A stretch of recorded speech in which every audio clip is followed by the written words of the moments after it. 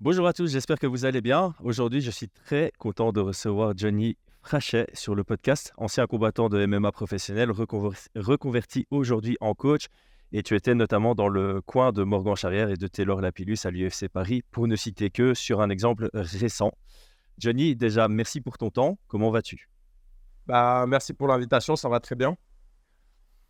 Alors, aujourd'hui, on va beaucoup discuter du coaching en MMA, en allant loin dans le détail, mais on va commencer par les fondations. Donc, je vais te poser une question très large. Selon toi, quel est le rôle d'un coach?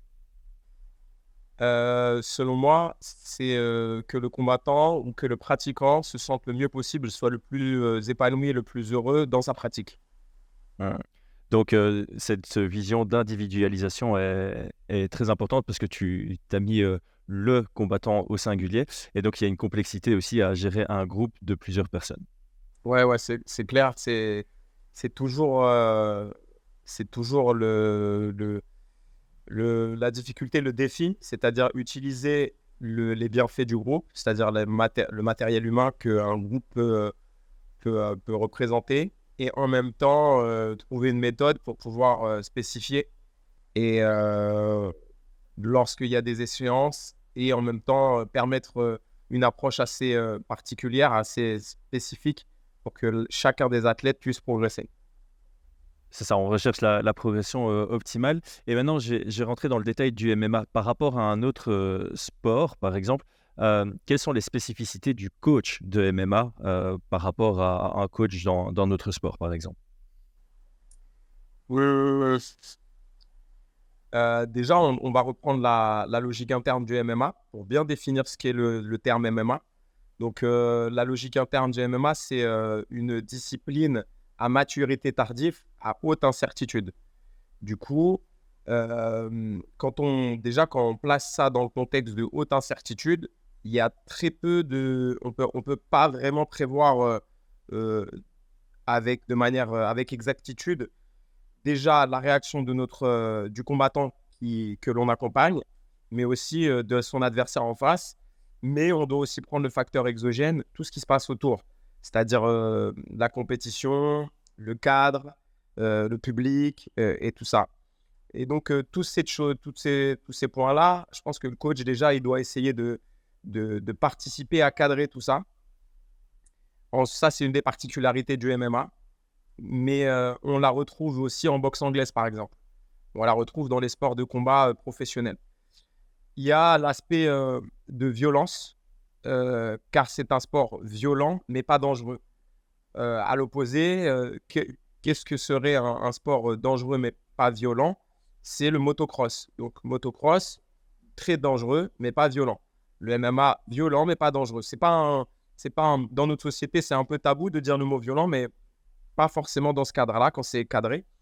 Du coup, le coach de MMA, de par, la logique de violence qui est inhérente à la discipline, il doit avoir, il doit être méthodique. On doit bien sûr structurer le chaos par de la tactique, de la stratégie et une, une approche méthodique, mais on doit garder ce côté instinctif chez le combattant parce que s'il devient trop intellectuel, intellectualise trop la pratique et sa manière de combattre, il risque de rationaliser, se dire en fait, le jeu en vaut pas la chandelle. Là, voilà, il faut qu'il y ait un aspect un peu, je dirais pas spirituel, mais un aspect un peu euh, euh, reptilien dans le MMA. Je sais pas si tu vois ce que je veux dire, mais et donc le coach doit surfer entre les phases où il va plus stimuler la partie intellectuelle pour progressivement alimenter la partie reptilienne pour que le combattant ne pense plus, en tout cas, ou alors qu'il pense de manière très accélérée, primaire, mais pas au sens négatif du terme, au sens ultra rapide. Donc je pense que c'est l'une des particularités du coach de MMA, qui en a plein d'autres, hein, il y a plein de choses autour, mais je pense que la violence de l'activité entraîne un coaching un petit peu différent. Et j'aime bien ce que tu dis, puisque j'avais déjà fait le lien avec un livre que j'apprécie beaucoup qui s'appelle Thinking Fast and Slow, qui explique un peu les deux systèmes de pensée. Donc, il y a le système de pensée réfléchi qui met plus de temps, C'est par exemple faire un calcul mental assez complexe, ça te demande de la réflexion et puis ta réponse va venir plus tard. Et le système de pensée qu'on pense automatique, avoir des réflexes. Donc par exemple, tu es en train de conduire, il y a quelqu'un qui klaxonne, tu vas avoir un réflexe et directement regarder dans la direction du klaxon. Et j'aime bien parce que ça fait un peu le lien avec ce que tu dis. En MMA, tu as la partie cérébrale et tu as la partie instinctive. Et je pense que quand tu fais un maximum de drill ou de mise en situation, tu permets de développer l'instinct du combattant sur une base cérébrale, ce qui va lui permettre en combat de tilter plus rapidement et de prendre des décisions plus rapidement. Et comme on le sait, et tu l'as très bien souligné, le MMA est un sport violent, c'est un sport très rapide aussi. Donc si tu n'as pas des réflexes judicieux à des moments opportuns, ça va te poser problème. Alors, moi, j'ai eu un espion, Brian, de la chaîne, qui est venu chez toi. Il a fort apprécié ta pédagogie, donc j'aimerais qu'on en parle. Il parlait sur Twitter notamment d'une approche zéro dogme. Donc c'est tu sais, l'aspect ouverture d'esprit, remise en question, apprentissage continu pour un coach. Est-ce que tu peux me parler de l'importance de toute cette partie-là? Parce que moi, quand j'ai commencé le MMA, j'avais un coach, c'était genre un gourou. Tu ne pouvais pas remettre en question ce qu'il disait, les techniques qu'il enseignait, il n'y avait que ça qui était bon. Et personnellement, maintenant que j'ai évolué, je trouvais ça pas adapté comme approche. Donc, est-ce que tu peux me parler de l'importance justement d'être ouvert d'esprit, d'avoir un échange entre coach et athlète? Euh, Il y a un mot, je pense peut-être en Belgique c'est pareil, enfin, non, tu es en France maintenant. Non, non, je suis Toujours. encore en Belgique. Ah, t'es toujours en Belgique. En fait, en France, il y a un mot qui dit on est animateur, c'est-à-dire animateur sportif. Les coachs n'aiment pas trop ce mot-là, et moi, je le trouve pas du tout péjoratif. Je pense que c'est bien, parce que animateur, on anime, mais derrière animation, il y a le côté je me sens bien, mais pour ça, il faut communiquer. Et donc, je pense que la communication est prime dans la relation avec les athlètes et l'athlète. Avec l'équipe, il faut être capable de switcher de la communication avec un groupe, avec la communication spécifique avec un athlète. Et aussi, il faut avoir assez confiance en soi pour être capable de dire à l'athlète, je risque de me tromper, je peux me tromper, je vais me tromper. De dire à l'équipe, on va avoir des défaites, mais si on est dans un processus constant d'amélioration et qu'on travaille, mais vraiment, c'est-à-dire c'est pas juste on fait des pas d'ours, du sac, un peu de technique, un peu de drill et un peu de méditation et on va courir 2-3 fois. Et c'est pas que ça le MMA, c'est quelque chose de un peu plus organique. Euh, Et du coup, quand on est dans une approche qui est plus organique, quand on voit l'individu et le combattant comme un organisme à part entière qui évolue et qui apprend, on sait que ce qui est vrai hier ne peut plus être vrai aujourd'hui. Et du coup, on ne peut pas avoir une approche dogmatique. Cependant, ça revient à ce que j'ai dit avant. Il y a un moment où il faut que ça soit un peu dogmatique. C'est-à-dire qu'il y a un moment, une fois que le combat est arrivé, il faut que le combattant il croit au sens, je ne suis pas sûr, mais je ne suis pas sûr si je faisais tous les calculs, si je faisais toutes les probabilités, tout ne va pas dans mon sens. Mais moi, je dois être définitivement convaincu que je vais gagner et que la stratégie mise en place va fonctionner. Donc, encore une fois, je suis un petit peu chiant là-dessus, mais c'est non dogmatique sur la préparation, sur le cadre, sur l'apprentissage, pour pouvoir prendre tous les outils nécessaires, toutes les méthodes nécessaires, même en dehors des sports de combat. Mais au bout d'un moment, il y a une approche qui pourrait, à un court moment, à un moment donné, c'est un peu dogmatique. C'est-à-dire, on doit être définitivement sûr et certain que notre approche va être la bonne. Qu'on a retourné toutes les cages. Parce que sinon, tu arrives le jour du combat et tu recommences à faire des maths. Et du coup, l'athlète peut être perturbé, tu vois. Et le coach aussi peut être perturbé. En finale, c'est un peu comme du bachotage. Tu vois ce que je veux dire? Une fois que tu es arrivé à ton contrôle, à ton examen, tu te dis, je suis prêt. Si tu recommences à tout travailler et tout. Donc, mais sinon, là où c'est vrai, c'est que j'essaie d'analyser. Je regarde les UFC, je regarde des compétitions, même d'escrime, je regarde plein de trucs. Et j'essaie de capter des choses euh, qui pourraient m'aider potentiellement, sans me perdre dans le méandre de toutes les informations qu'il y a autour. J'essaie de sélectionner de manière instinctive, mais aussi parfois, je me pose une question et je me dis, bah, par exemple, pourquoi on ne peut pas tourner du côté du bras arrière? Pourquoi c'est une fausse idée? Pourquoi tout le monde dit ça? Je ne sais pas pourquoi. Même si maintenant on sait qu'on peut tourner du côté du bras arrière, mais c'est un exemple, hein, tu vois. Et, ou alors, je sais pas moi, plein de trucs. Et du coup, j'essaie d'analyser dans d'autres domaines si c'est vrai. Et si je trouve une exception, j'essaie de comprendre pourquoi là c'est vrai, là c'est pas vrai, etc., etc. Bon. Et du coup, ça entraîne cette analyse perpétuelle. Je la fais pas voir aux athlètes, plus aux coachs qui sont dans le staff, qui nous permet d'avoir une approche holistique de la préparation et donc adogmatique à 90% du temps. C'est une vision qui est très intéressante, je trouve, parce que ça permet aussi d'innover. Tout à l'heure, tu disais que le sport était encore nouveau et en phase de progression. Et forcément, quand tu peux observer d'autres sports de combat ou arts martiaux et en tirer quelque chose que tu peux adapter au MMA, ça peut donner quelque chose de nouveau et tout aussi efficace. Je pense que là, on sera d'accord là-dessus. La règle de base, c'est efficacité. Donc, si tu arrives à tirer quelque chose d'un autre sport qui est efficace pour le MMA. Et j'aime bien l'exemple que tu cites avec l'escrime, parce que je trouve que des styles comme Robert Whittaker, tu as un peu l'impression qu'il s'est inspiré de l'escrime, surtout ceux qui viennent du karaté. En fait, tu as une similitude dans les déplacements, de feinter les distances. Tu te rapproches un peu plus et ça fait un peu penser à l'escrime. Donc j'aime bien, j'aime bien cet exemple particulièrement. Euh, et tant qu'on parle du passage de Brian à l'US Metro, il disait qu'une de tes forces, c'était ta capacité d'être tout aussi compétent pour former un élève de A à Z que de prendre un produit déjà quasi fini et de le perfectionner.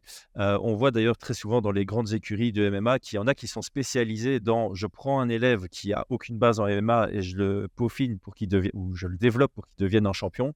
Et on a déjà vu des grosses écuries comme American Top Team qui vont plutôt regrouper des combattants déjà professionnels et optimiser leur niveau pour qu'ils atteignent leurs objectifs.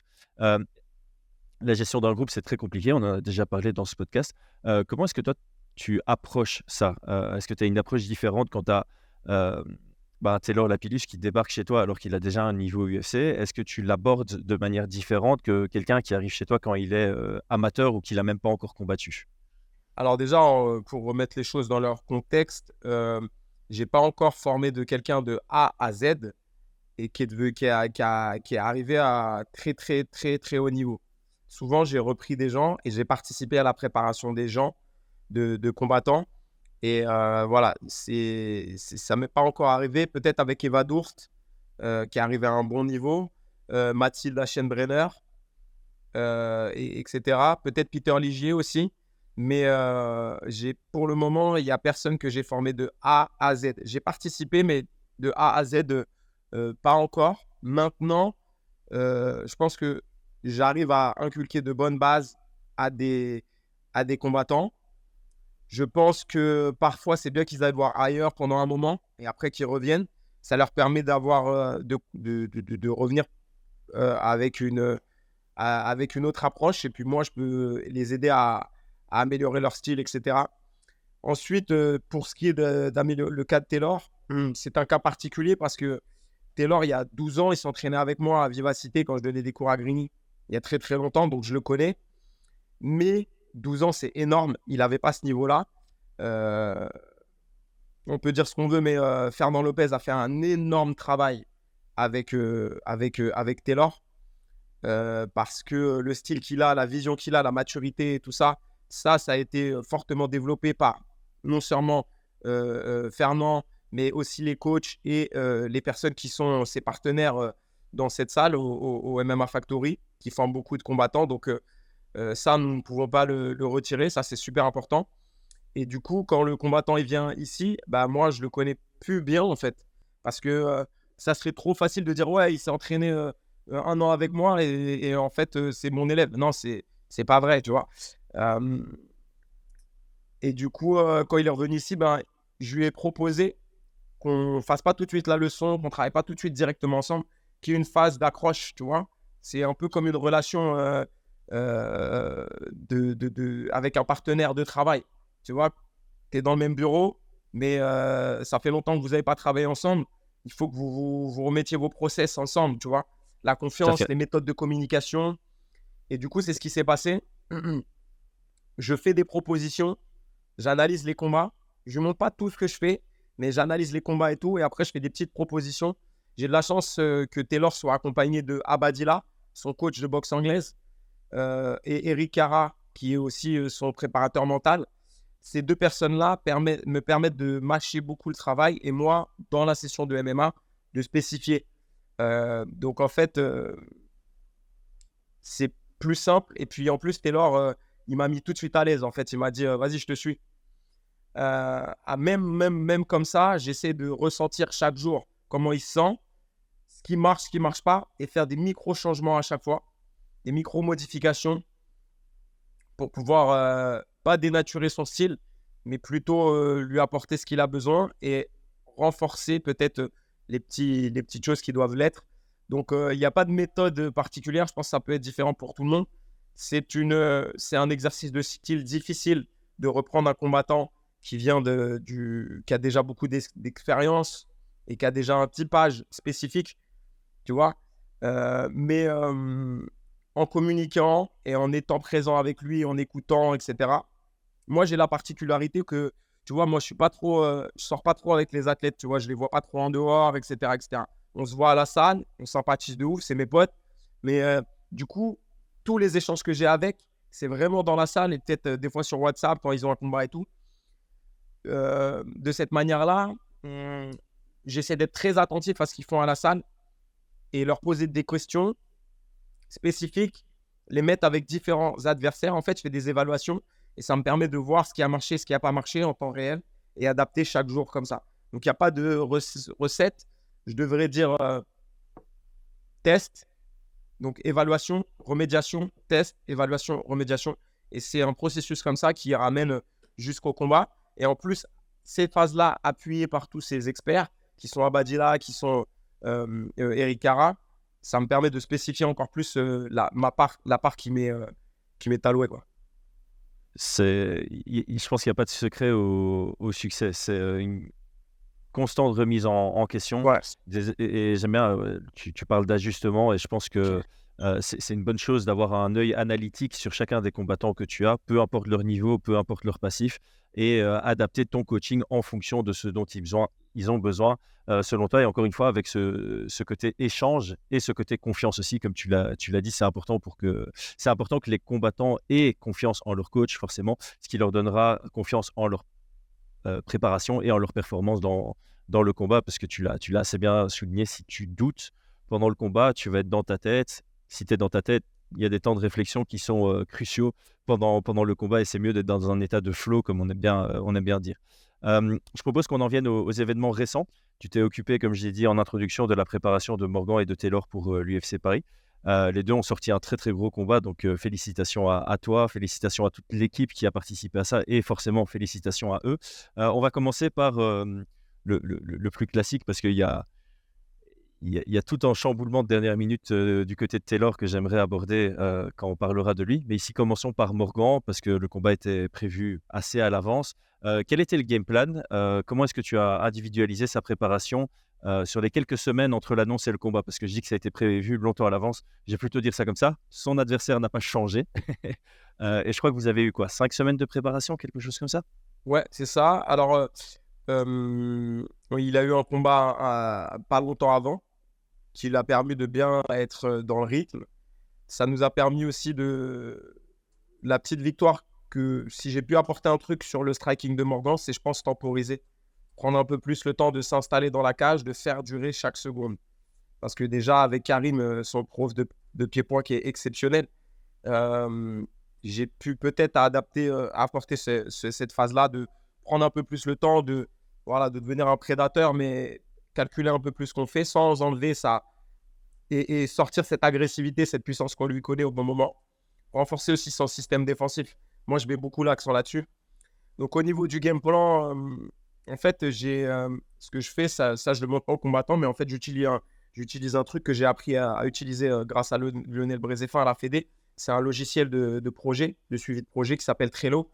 Et donc, en fait, et puis de travail en équipe, tu vois, collaborative, un outil collaboratif. Et du coup, je fais des fiches par combattant, comme si chaque combat était un projet.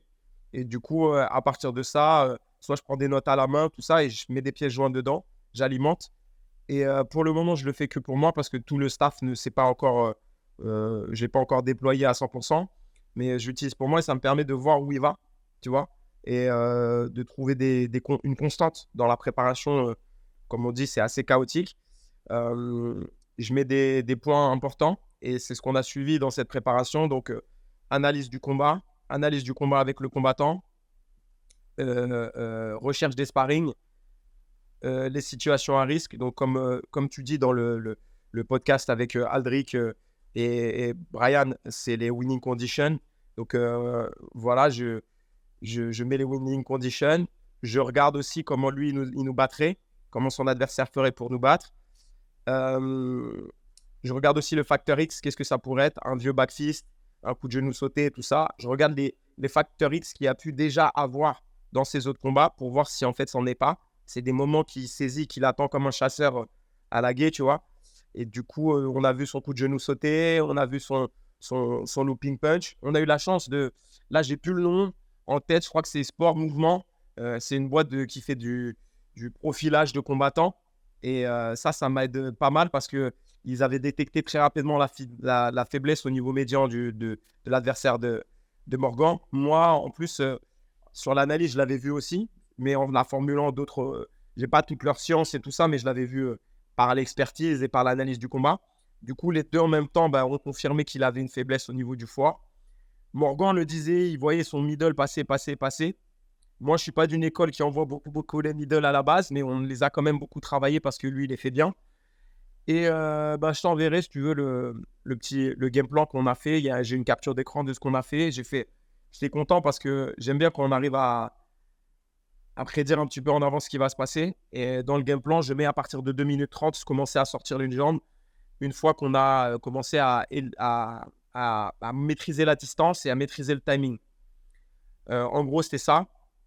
Il y avait aussi un élément de le mettre contre la cage pour créer des dégâts contre la cage pour pouvoir l'affaiblir et marquer des points pour être sûr que la décision allait en notre faveur le cas où on n'arrivait pas à imposer le striking et aussi amener au sol, imposer la demi-garde, pas la garde fermée pour pouvoir créer des dégâts et peut-être passer la garde sur la fin du round, genre à 2 minutes de la fin du round, faire des dégâts et peut-être viser le dos.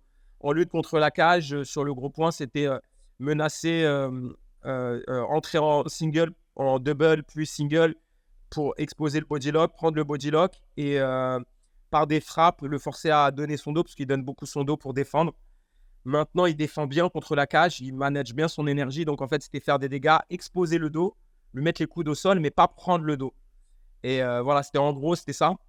Maintenant, Morgan a chanté, a cadré et a exposé le foie au bout de 2 minutes 30, 3 minutes. Donc, en fait, on était dans ce qu'on avait prévu avec tout le staff. Le staff a fait un super taf, notamment Karim, énorme. Les gens, c'est un coach qui devrait être plus connu que ça. Il fait un super travail. Donc voilà, la stratégie, c'était ça avec Morgan. Avec Eric Cara, il a travaillé le fait d'être dans le moment présent. Quand il est rentré, il a fait le show en dehors et avant et après. Mais quand il était dans la cage, il était, comme on peut dire, dans le flow.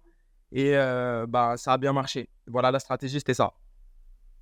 J'ai envie de rebondir sur tellement de points que tu as dit. Donc d'abord, Karim, on va essayer de l'avoir pour le mettre en avant, parce que comme tu le dis, je pense qu'il mérite plus de visibilité en France. Beaucoup, ouais.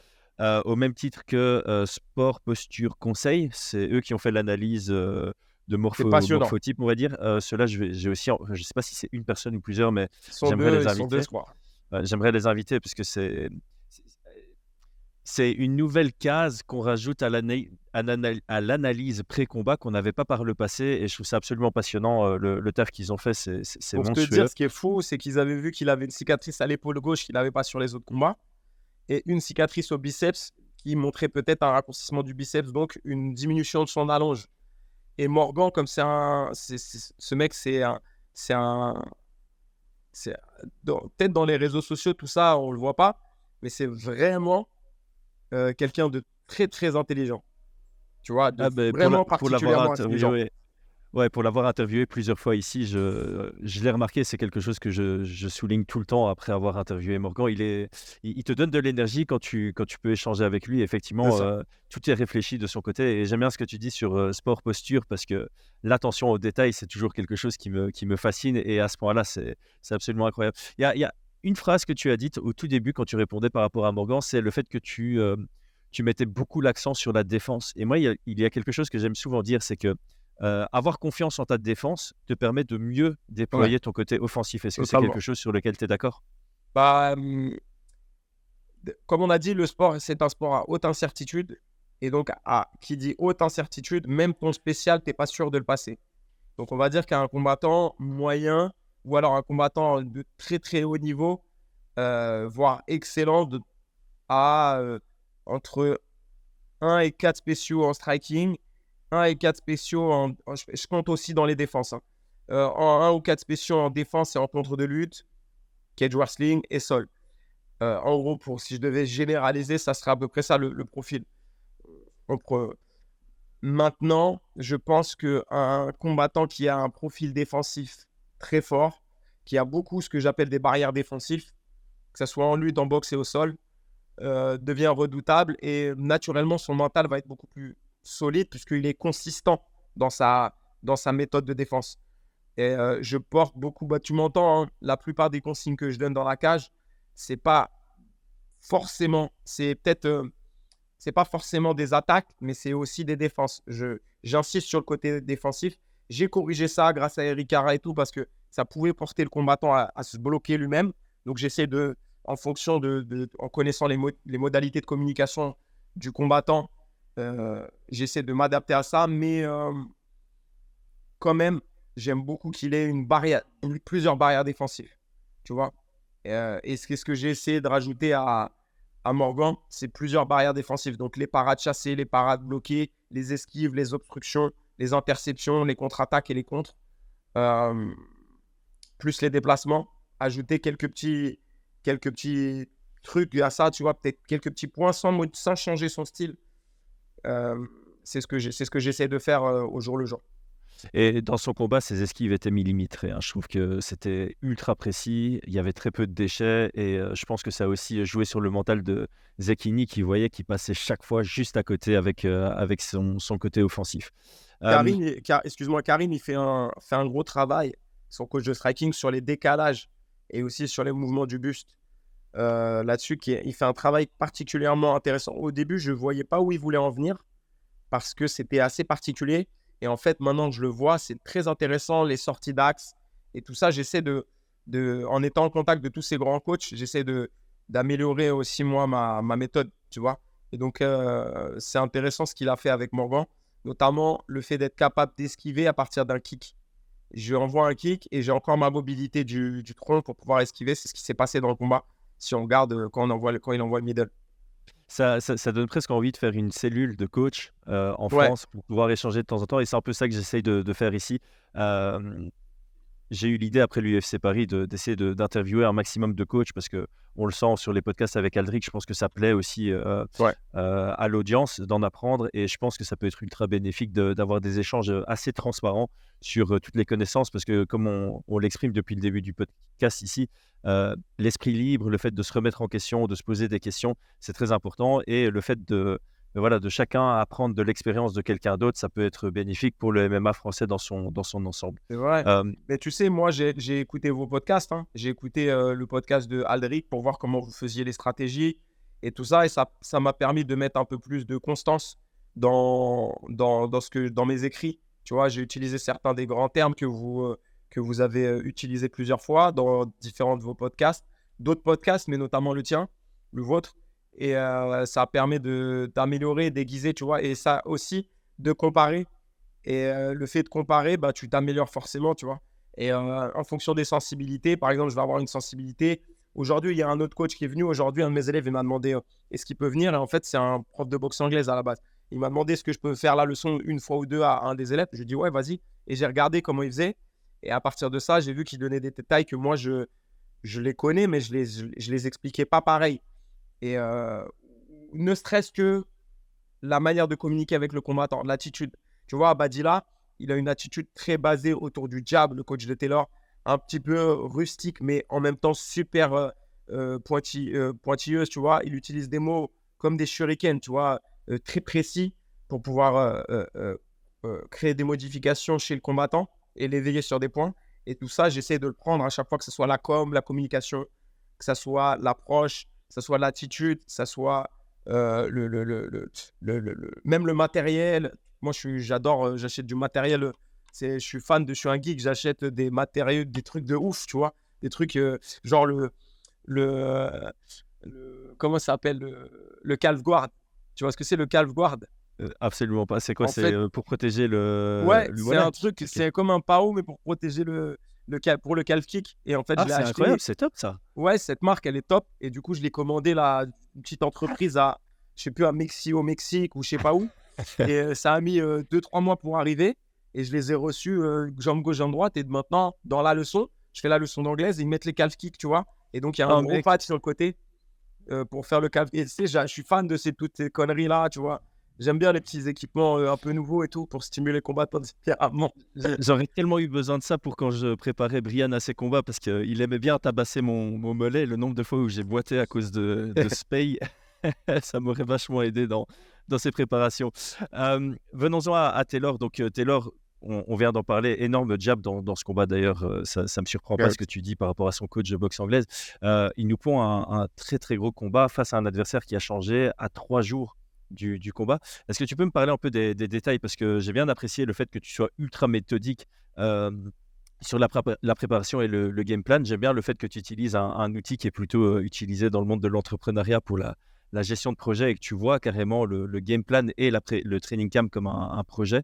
Euh, Qu'est-ce qui s'est passé quand vous avez accepté Kaolan? Est-ce que vous avez analysé en vitesse? Vous avez regardé les éléments de la stratégie qui étaient prévus pour Gafurov et voir ce que vous jetiez, ce que vous gardiez? C'était fort changé pour changer les plans. Comment est-ce que vous avez géré ça? Alors, déjà, euh, sur Gafurov, j'ai regardé ses combats, j'ai regardé l'analyse que vous avez fait aussi. Ça se croisait sur la plupart des points. Il y avait des points que je n'avais pas vus, il y avait des points que j'avais vus en plus. Et du coup, j'ai précisé. Ça, c'était vraiment chouette. D'ailleurs, je vous encourage à vraiment continuer parce que ça permet à tous les coachs, si c'est un combat qui est coaché par un Français, d'avoir une autre approche. Et donc, franchement, c'est vraiment très, très utile ce que vous faites. Vraiment. Au-delà du côté que les gens, ça hype les gens pour le combat, je trouve que c'est très utile d'avoir ce point de vue. Ça n'enlève pas au coach le fait il doit faire son analyse, mais en même temps, ça lui donne du matériel. Alors, Gafurov, un style en crochet, coup de pied retourné, takedown bas, puissance dans la fermeture des genoux, dangereux en sortie de corps à corps, son uppercut aussi en courte distance dangereux. Son distance management un peu en type karaté avec jaillissement, voilà, qui montrait des signes de faiblesse quand il était touché, notamment sur la ligne des épaules et du menton. On l'a vu dans plusieurs combats. Il montre vraiment qu'il a mal, donc je pense qu'il a peut-être une blessure à cette zone-là. Enfin bref, on a vu tout ça, donc on a fait une préparation très spécifique pour lui. Autour, bien sûr, des points forts de Taylor. Maintenir le combat dans la zone, dans l'opening, travailler avec le jab, déclencher avec le jab pour ensuite introduire avec le bras arrière. Il en avait fait un beau game plan, défendre 3-4 takedowns. On a vu qu'en moyenne, lorsque 4-5 de ces takedowns étaient défendus, au gars, il était fatigué. Tu vois, on a regardé, il passait la garde presque tout le temps du même côté, il visait le dos de manière très opportuniste. Donc, on a bien travaillé les sorties de dos pour lui faire perdre la position. Les gens ne connaissent pas le sol de Taylor. Il a un très bon sol et ça, c'est la surprise. Il est très, très fort au sol. Du coup, c'était intéressant. Il y avait aussi le fait que Taylor venait de revenir, enfin venait de venir au club. Donc, il y a la pression de, tu n'aurais pas dû partir de club, ça va te changer, ci, à ça. Donc, et à juste titre, hein, tu peux douter toujours, on peut toujours douter. Donc, j'ai essayé de faire le mieux sans dénaturer. Tu vois, j'ai essayé de faire le mieux. Ouais, comme tu l'as dit, quand tu changes d'équipe, tu as une phase de stabilisation. C'est Tu ça, ne sais ouais. pas directement être à 100% à l'aise. Tu as des repères que tu dois retrouver, etc., etc. Donc, il y a tout ça qui devait être géré aussi en parallèle à la préparation Ouais, de ce son qu'on a combat fait retour qui était tant attendu. avec Diego et les différents coachs ici, on l'a mis bien en fait. On a accentué le fait de bien le recevoir, qu'il se sente à l'aise. Je lui ai dit, dès qu'il y a quelque chose, tu nous le dis. tu me dis, on communique. Si tu sens pas quelque chose, si tu es fatigué, on communiquait souvent et tout. Avec Eric Cara aussi, avec Abadila, avec son coach aussi, Ahmad de, de, de préparation physique. On avait un groupe et on communique. Donc maintenant, on a assez d'outils pour pouvoir rester tout le temps en contact. Ça s'est super bien passé. Maintenant, donc il était prêt. On était concentré et tout. On avait eu les sparring qu'il fallait. On a eu tout ce qu'il fallait pour préparer Gafourov. Vraiment, on avait bien cerné l'adversaire et l'épreuve qui allait nous être qu'on allait devoir surmonter. Et maintenant, ou plutôt affronter. Et au dernier moment, on apprend qu'il ne peut pas venir à cause de son visa, je crois. Il n'a pas réussi à avoir son visa avec l'ambassade d'Allemagne ou je ne sais quoi. Et on apprend que à la place, c'est Kaolan qui était l'adversaire de Yanis Gemouri. C'est ça? Ouais, c'est ça. Alors, du coup, je regarde l'adversaire et je me dis, Eric Cara le fait aussi. Je me dis, et Taylor aussi, je me dis, quelles sont les notions transversales dans les deux stratégies? Parce qu'on ne va pas pouvoir tout changer. Et on a vu que, bien qu'il avait un 8-0, il a pris, comme vous avez dit dans l'autre podcast, deux mecs, deux journeyman très très connus. Donc, c'est des combats qui sont... Voilà, faut pas les dévaloriser du tout, hein. Mais c'était des combats qui, tactiquement et stratégiquement, n'ont pas le même intérêt pour un combattant qui commence qu'une opposition qui soit du même niveau que lui. On a vu qu'il attendait, c'était plutôt un profil contreur, ancré sur les pieds, une allonge inférieure à celle de Taylor. Je l'ai mesuré grâce à un outil qui s'appelle, j'ai oublié comment ça s'appelle, j'ai mesuré sur Internet direct, ça mesure les distances et tout ça. Donc, je l'ai utilisé dessus sur les vidéos.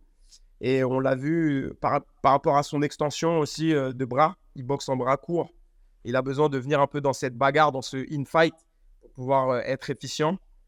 On avait vu ses takedowns contre la cage. On a vu qu'il était très puissant.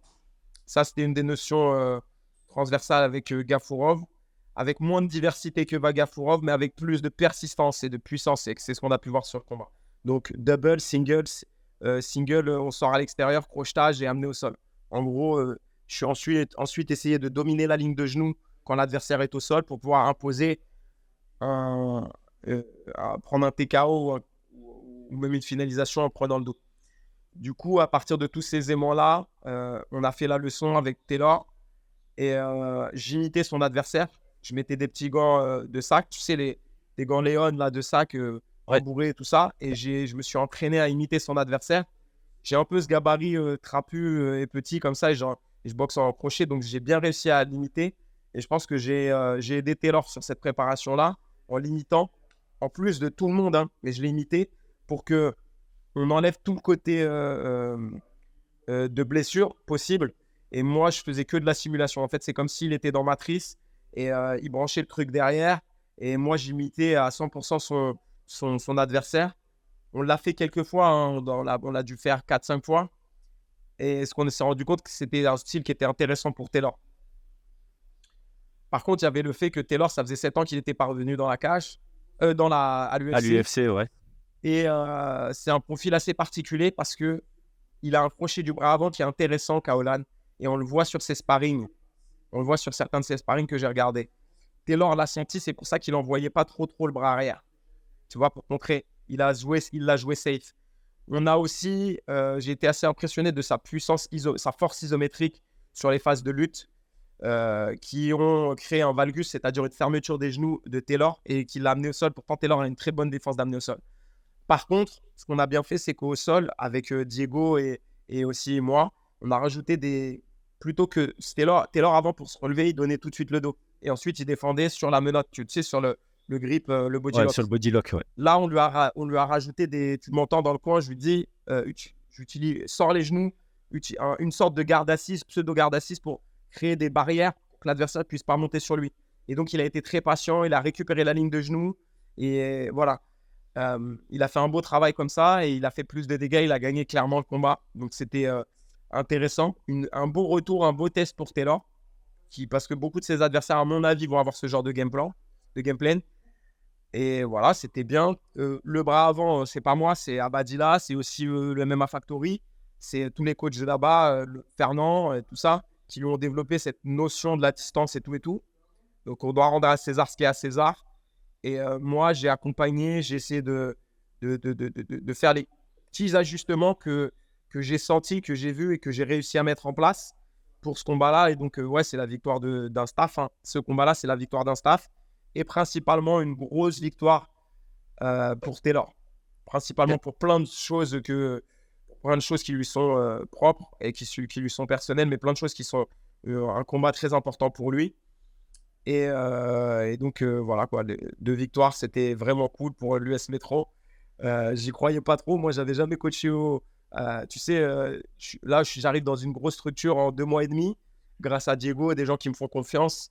Et j'arrive à l'UFC, je coach à l'UFC. Tu sais, je me suis dit, bon, voilà, tu vois, j'étais impressionné. Puis en fait, non, quand je suis arrivé, je me suis dit, il faut que je sois focus, il faut que je sois de marbre. Et comme quand je coach, tu sais, les gens me demandaient si j'étais énervé. En fait, non, j'étais juste concentré sur Eric Cara. Il est génial, ce mec, parce qu'il a réglé le coin comme un pit stop.